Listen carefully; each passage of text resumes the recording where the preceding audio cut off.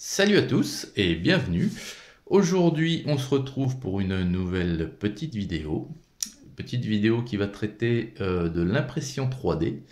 Et je vais vous présenter aujourd'hui la dernière création que j'ai eu imprimée. C'est donc le Sonic de chez Sega. Donc je vous ai déjà présenté Mario.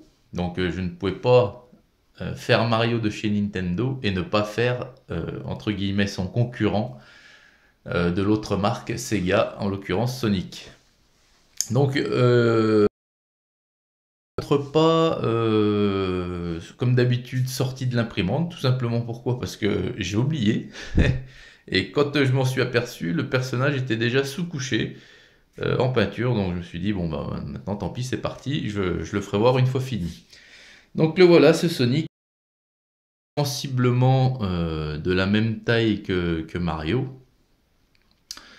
Donc c'est un fichier que j'ai trouvé également sur Thingiverse et que j'ai imprimé donc en bleu également, hein. Vous voyez, il y a un petit bout de bleu. Ça, je vous expliquerai pourquoi c'est fait après. Et puis donc c'est un très très bon fichier. Bon, l'impression c'est pas passé parfaitement parce que j'ai eu un petit souci avec mon imprimante que j'avais encore pas qui clochait. Donc ça fait que vous voyez ici là, il y a un léger, je sais pas si vous allez voir, il y a un léger décalage. Ah bon, on voit pas avec la peinture là. Quand je touche avec mon doigt ici, ça fait une grosse rainure, il y a un décalage. Vous la voyez mieux comme ça. Mais bon, hein, ça reste plus que correct. Et quand vous le tenez comme ça, encore moins quand il est dans une vitrine. Donc c'est une impression qui s'est très très bien passée. Donc alors pourquoi j'ai mis ceci? Alors ça c'est un bout de ruban magnétique, donc autocollant, hein. Il y a une face, vous avez le film plastique, vous le collez, et de l'autre côté c'est aimanté. Donc pourquoi j'ai mis ça? Parce que vous voyez, il tient pas. Il tient pas sur son pied. Alors donc j'ai collé ceci, j'ai rajouté un petit peu de poids avec une rondelle, hein, une rondelle acier, qui bien sûr était... Et de ce fait là, après, il peut tenir comme ça sur son pied, puisqu'il porte que sur un pied. Donc il est vraiment sympa, hein, j'aime bien sa position. Donc vous voyez, hein, c'est le concurrent à Nintendo, mais vous retrouvez trois couleurs de base qui sont sur le Mario également, le bleu, le blanc et le rouge. Donc il y a quand même une similitude, hein, bien que le personnage soit complètement différent dans les couleurs, et ça je suis sûr que c'est pas anodin. Alors justement pour la peinture, je vais vous montrer, même comme ceci, là, quelques difficultés à tenir. Je vais donc vous montrer avec quoi je l'ai peint. Donc, je l'ai peint avec de la peinture citadelle bleue. Le bleu, il a été fait. Alors attendez, parce que là, il faut que je mette un peu plus la rondelle sur l'arrière.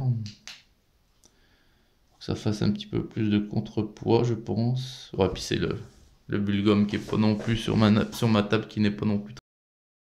Donc le bleu, je l'ai fait avec de l'Enchanted Blue. C'est de la peinture citadelle, hein. Je vous l'ai déjà expliqué, je peignais avec de la peinture citadelle. De l'Enchanted Blue. Donc ensuite, donc moi j'applique toutes mes couleurs de base, hein. Donc l'Enchanted Blue pour le bleu. Pour la peau j'ai appliqué. Ensuite, pour le rouge, c'est toujours mon vieux pot de Blood Red qui a plus de 30 ans, hein, et qui donne toujours un super rouge.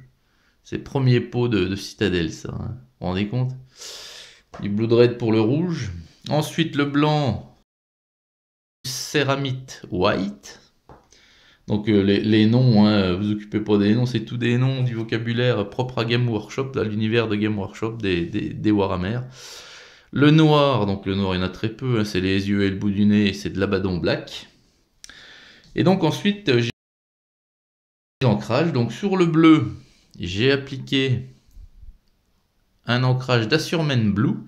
Donc c'est de l'encre, donc à dominance bleue.